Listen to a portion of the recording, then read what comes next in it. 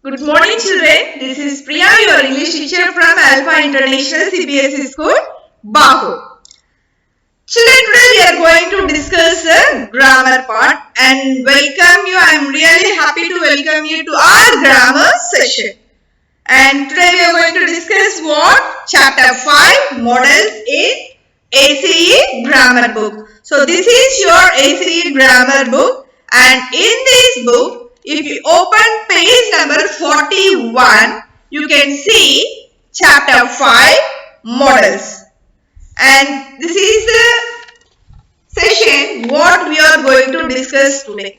So open page number 41 in your ACE Grammar Book and be ready with your pencils. So whenever I ask you to underline or whenever I ask you to note or enter the answers, you should do the exercises along with me. Okay, children? Now come on, let me wait for 5 to 10 seconds and be ready with your grammar books and the pencil along with the eraser. I think you are grown up kids, no need to say all those things. Okay? Come on, open.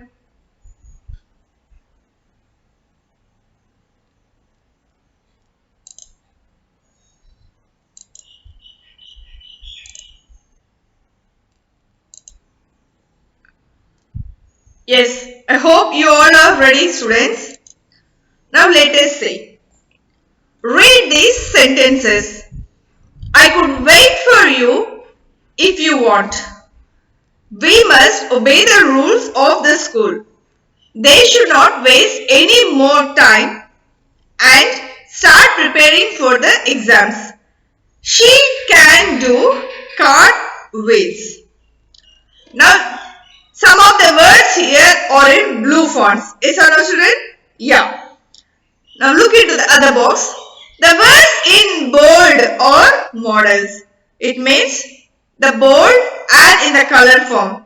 The words which are in these colors are the models. What is meant by a model? We are giving the sentence, we are underlining it, giving a font color and asking you that those are the models and what are those models? Here, let me read first before my explanation. Models are helping verbs or auxiliary verbs that we use to communicate a specific message. They express modality or the way we say something. A model is the first word in a verb phrase. It supports the main verb.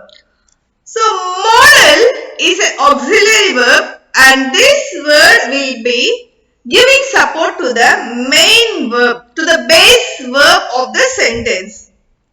We use these models as a support and which is used to express the verb which is mentioned in that phrase. And then, for example, children, as we said that these models are one of the auxiliary verbs, right? It is a type of auxiliary verb. Like it is used to express one's request or possession. Possession means ownership. Okay, children? Permissions, if you are requesting for anything or commanding or if you want to order something for obligation or if you want to express the ability of a person or ability of doing a work.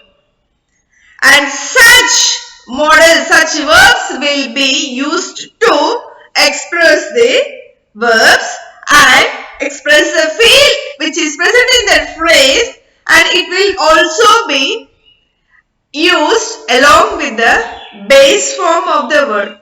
Always a model will come along with the base form. Model plus base form of the word. Verb. And here it is used to express the same thing as well as like what? A combination of auxiliary verbs and the prepositions too. Sometimes it will be added along with the prepositions. And the models and semi-models in English. We are having models and semi-models. And to give a clear structure to discuss about the models to you children, Just definitions are not enough to learn a grammar. Grammar is always a functional grammar. Functional grammar means we get it only by functioning on it, by doing practices, by practical things. So grammar will be learned only in a practical method and a functional method, not by hearting the definitions. For example, if I want to teach you a noun, noun is the name of a person, place, animal or thing. But rather than reading that much big definitions and writing, in our simple English, noun is a name. Whatever the things surrounding us in the world, in the universe, each and everything will have a name. And all those names are nouns. Noun equal to name, isn't it? That's all. Or else, if you want to discuss about an adjective, we used to talk like adjectives means it is a word that describes the noun. If you want to describe the noun, adjectives are used. Not in all those things. Adjectives are what? Color, shape, size, number, age, touch, taste, feel. All these are adjectives. So, we should get the answer in a functional way and not in a book-minded, by-hearted way. Okay, children? So, here is a definition. The definitions are given to us to get an understanding level. But if you want to feed that understanding part, we have to practice. So, these models are helping verbs or auxiliary verbs that we use to communicate a specific message. They express modality or the way we say something. A modal is the first word in a verb phrase. It supports the main verb. So this is the definition about to tell us what is a modal. But we can know what is a modal by doing the exercise. So apart from this definition, we have to go through a table and we have to get a structural figure of these models. Shall we see what are that, children? Let us see what are those structures. Yeah, here. Models do not have any inflection. They do not change with a change in the subject, tense, voice or numbers. This means, for example, if we talk about suffix or prefix, suffix will be added and prefix will be added in front of the word and suffix will be added at the end of the word. When we are adding suffix or a prefix, it changes the meaning. But the model will not change that word. When we are adding the model, the meaning will not change. And this model will not change along with the subject. The subject changes. For example, he can drive. I can change the subject as they can drive. I can drive. But this can is a model and this can will not change. Tenses also will not change. Voice or number. Whatever it may be, a subject, tense, voice or number or the situation changes. Only a situation changes, a model can change. Other than that, with these subject, tense and voice and numbers, the model will not change. That is what they want to express us here. And here is a tabulation form. Here they have given. They can drive. He can drive. They can drive. Can is a model. It stays the same. Subject changes. Right? He too, they. But the model did not change. Isn't it, children? Yeah. And here, look, the table. Model, uses, example. So, these are the models where that can be used and the examples of that model with the usage. Okay. Now, look. Model. Can or cannot. Cannot can also be replaced with can't. Isn't it? Can or cannot or can't. So this is a model. And now let us see where this can, cannot or can be used. This can be used in the ability. If we want to ask permission, we can use can or cannot. If we need to request something for you, we can use can or cannot. And if we want to offer something. For ability, how can we use can? He can write with both hands. Ability means one who can do. What we can say, like one who to show their talent or to show the ability that they can do or not. A possibility of ones, whether they can do that word or whether they cannot do, is an ability. And here we can use it can or cannot to show an ability. Like for example, the can is used if the can is used in the place of ability. The examples are like he can write with both hands. So he has an ability to write with both hands. So we can use the can here. Second one, asking permission. Asking permission. So here, look here, what has come? Can. Modal plus subject plus base form of the verb. If we want to ask for something, we have to use the modal first and then modal plus subject plus verb comes. Okay. If we want to ask a permission, modal comes first. Can I borrow this book? Can I borrow this book? Request. Look, request and asking permission are same, but a small thing differentiates here. Request, can you please talk softly? Can I borrow this book? So if I want to ask to a close one, I can ask like, can I borrow your book? If the same request, the same permission, if I want to get from a stranger, from a third person, I use this can with a please. Can you please talk softly? So this is an example for a request using can. Next, offer. Using offer in an example. Can I help you with the project? Can I help you with the project? So you are going to offer your ability to others, and if you want to, you are not asking for others' ability and you want to offer your ability, and in that say you are using this offer in this sentence, and there also modal plus subject plus the base form of the verb comes here. So the example for that is can I help you with the project? Hope you understood where to use can or cannot or can't in the place of ability, permission, request and offer, children. Isn't it? Yes.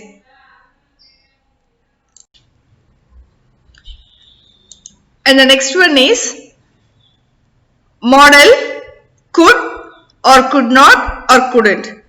Now we have to discuss about where to use could or could not or couldn't and the examples for that. So the uses are asking permission, request, suggestion, possibility, probability and past ability. So the same thing continues here. Along with that, suggestion, possibility or probability and past ability can also be used. Children, now let us see the examples using could for asking permission. To ask a permission, could can be used as could I borrow your pencil? Could I borrow your pencil? So here also modal plus subject plus verb. And if you want to request, permission is something and request is something to get others things. Permission is if you want to use the things of others. Both are same, children. The permission requests are the same, but it changes according to the stranger and the close ones, and according to the things, the way we request, according to the phrases it changes. So here request is used, like could is used to the form of a request, like could you please carry this bag? So you are seeking for others' help here, and here also modal plus subject plus verb. So could is a modal and subject plus verb. This we can be using here. And another thing children, am or is or will be plus able to plus base form of the verb is also a main thing that we should think. With could or could not plus base form of the word for the past tense. When we are using a past thing, we will be using like was or were plus able to plus a base form of the verb. Now here for asking a request, could you please carry this bag? And suggestion. If you want to suggest someone, you could try another method. So here we are giving them a choice. We are not offering them or we are not commanding them to do that. Commanding is different. Here if we need to give a suggestion, we use COULD, could here. You could try another method. Possibility or probability. It could rain today. This also possibility or probability means it may rain or may not rain. It may come or may not come. So we don't know the exact answer. So when we are not exact, we are not currently, we don't know what is the situation there. When we want to answer something, we can use could. It could be, it could or could not. Okay. Then past ability. Past ability. It could, I could climb trees easily. I could climb trees easily. So past ability. It means you could climb trees earlier, but now you cannot climb trees. Now I am a grown-up woman. Now I cannot climb a tree. But when I am in my childhood, I can climb the trees, right? So that comes under past ability. During my childhood, when I could climb the trees, when I want to express about my childhood now, I can use this past ability as could. I could climb trees easily. So another thing what we have to note here children, can and could not, this both can and could, we have discussed about can and could. Under this can, cannot and can't, under this could not and couldn't also comes. So when we are talking about can and could, these two words do not take an infinitive to verb and they do not take the future auxiliary verb also. Infinite, for example, I can help you. I can help you means I can't say that I can to help. We cannot use an infinitive verb and we cannot use those two and all there. So can and could, they will not take place. They will not take an infinitive first of all and they do not take this future auxiliary verb also. Understood children? Yes. And if you want to make a suggestion also, could plus base form of the verb. If you ask the permission, can plus subject plus base form of the verb. So these are the easiest things what we have to remember. So if you know the uses and if you know what can be used here, you can easily know the answers. Understood? Now let us see the next. Using may. May can also be used if we need to request, offer, permission, possibility or probability or wish. The same thing which we were using for can and could also. The example for using may as a request. Look, may I go first? Offer, may I help you with that bag? So you are offering your ability here, right? Next, permission. May I take a cookie? So all these things. But here for using possibility or probability, how we are using, say, we may not win a gold medal. Sometimes I can say that we may win the gold medal. So may win or may not win, it shows the probability or possibility of that phrase, right? So we may not win a gold medal. Then wish. If you want to wish, may you be successful in whatever you do. It is in a request format, in a pleasant, honorable thing. We can use wish as may you be successful in whatever you do. So these are the single line examples for you for the easy way of understanding the models and their usage, children. In the exercises, it will be very easy for you to differentiate the usage of models according to the sentences. Okay. The next thing is usage of might. When we want to use the might as a model, the uses are possibility or probability in the future. So we have to use this might for the future tense only. May and might are the models which are similar, but may should be used to request and permission and wish, but might should be used only for the probability or possibility for the future tense only. And the example for using a might is my cousins might come to stay with us. My cousins might. So in the future they may come to stay with us, right? Now using will or will not or won't. And will or will not or would not, won't or wouldn't. So these two also look similar, but the way we use it is, let us say, intention. I will not go to the store today. So he has a mindset. If we fix for something that we must not do something, we will use that I will not go to the store today. It means we are giving a declaration there. Second one, request. Using will, how can we say the request? How can we request something? Will you get me a glass of water? Prediction. It will be a cloudy day today. Prediction means we are just guessing, assuming. It will be a cloudy day today. Promise. Promise means which we are promising that we will definitely do that. So for that we will use like I will call you back at the earliest. That I want to express them that I will definitely call them. But I can't say the time there. So I'm just saying to the earliest, at the earliest.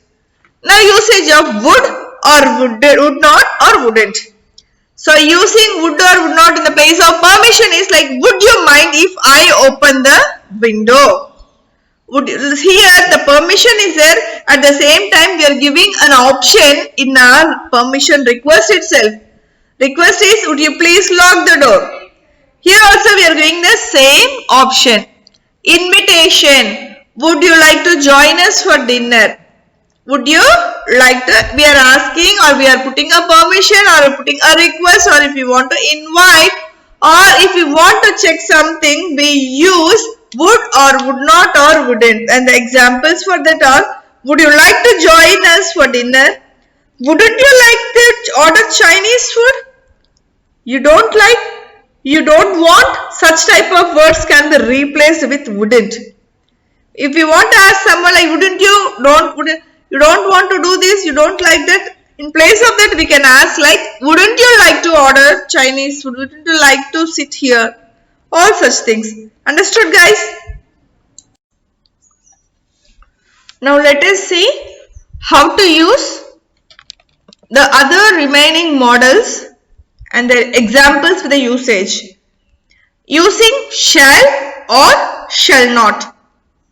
And the uses are offer and suggestion. Shall or shall not will be used only during offers while expressing offer or a suggestion. For offer, shall can be used as, shall I get you something to eat? And for suggestion, shall we play another game? Usage of should, should not, shouldn't. Usage of should not and shouldn't are recommendation and advice. Recommendations. You should read books by Agatha Christie. It means here if you want to recommend someone to do something or if you want to promote something to someone, you have to use should here. Advice. You should not stay up so late. So this is an advice. In the same way, this advice will be a warmest warning also. And for such advices, we have to use should. We cannot give an option there, and we cannot use that can or cannot, may or may not, because we are not going to request or ask permission from them. We are advising way in a soft way of commanding. So here we use it as we shouldn't stay up so late. Next, ought to, ought not to. So ought to or ought not to is used during advice and probability. Advice, here as we use should also the same way, here ought to also can be used. You ought not be late. You ought not be late. Ought is also a kind of meaning like should. And probability is the bus ought to arrive soon. It means the bus is about to arrive soon. So it may arrive soon or it may be late, but you are giving a probability there. At that time we can use ought to. Next, usage of must, must not and mustn't. So this model is what? Must, must not, mustn't. And for obligation, we must not take unnecessary risk. We must not take unnecessary risk. And necessity is I must go home now. Necessity, look here. Here we are not talking about should. We are not like giving our opinion. We just want to express our request in the form of necessity. Okay. So to express this form of necessity, we must use must in the form of like I must go home now because there is a need for me to go now and I cannot stay here. That is what necessity is. And need to, need not, needn't. So need or need not or needn't can be used in the way, the process of necessity, compulsion, insistence. What are the three things? Necessity, compulsion and insistence. Necessity is I need to buy some medicines. I need to buy some medicines. So here if we want to show our need, if we want to show our necessity, there we can use need to because need is equal to necessity. And then compulsion, you need not ring the bell twice. If I want to command a person in a soft way and I want to compel him, I can use this need not. If a person is willing to do that and if it is not a way to do that, so there we can use this compulsion as you need not to do that. Understood, guys? And insistence, I need to wake up on time. So here he is expressing his duty, his core, as he had to need to wake up on time. So if you want to express the insistence, we can use need to. Then using has, have to, do not have to, don't have to. Have to, do not have to, don't have to. So in order to use all these things, the only thing is what we have to use is this model and have to plus base form of the word. So subject will be coming here and then model comes here. Later the base form of the verb comes. For the past past tense, we will be using had to. For the present and future, we use have to. If the sentence is in the present tense or in the future tense, we will use have to, need to, all such things. And if it is in the past tense, we will use it as had to or needed to. Okay children, even if you want to persuade something, we can use that had to. Now listen, where we can use these models as has, have to, do not have to, don't have to, or the same thing, necessity and obligation. Necessity, we do not have to buy groceries this week because there is no need. Necessity in the sense only, it's not a positive thing also. If you want to express a negative thing also, we can use this necessity. It means we need also. In the same, on the other hand, we need not, that one also. So in order to express need not, we can use this do not have. We do not have to buy groceries this week. Obligation is we have to attend the function. We have to attend the function. So the declaration here we are giving, that is we must attend the function. Okay children. So these are the models like shall, shall not, should not, ought to, ought not to, must, must not, need to, need not to, have to, has, do not have to. So these are the uses and these are the, once you are thorough with this tabular column, we can do the exercises very clearly. Okay children? Yes, thank you. Now children, here comes the exercise part, and this exercise will be your activity today. Now be ready with your pencils. The first 1, 2, 3 I will be doing for you, and the second thing is remaining 4 you have to do on your own. Okay. Look here children, could, would and may are used in the formal settings, while can may be used with friends and family. So in this first exercise we are going to discuss that could, would, can and may.